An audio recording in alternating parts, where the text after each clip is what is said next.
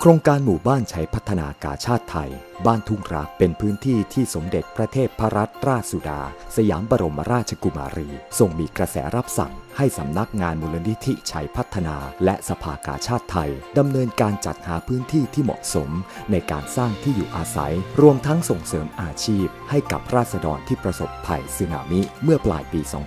2547 กรมทรัพยากรน้ำได้เข้ามาช่วยเหลือผู้ประสบภัยในพื้นที่บ้านทุ่งรักหมู่ที่ 6 ตำบลแม่นางขาวอำเภอคุระบุรีจังหวัดพังงาด้วยการสร้างสระเก็บน้ำพร้อมจัดสร้างระบบประปาให้กับราษฎรในโครงการรู้สึกซาบซึ้งในพระกรุณาธิคุณของพระองค์ที่ทำให้พวกเรามีที่อยู่อาศัย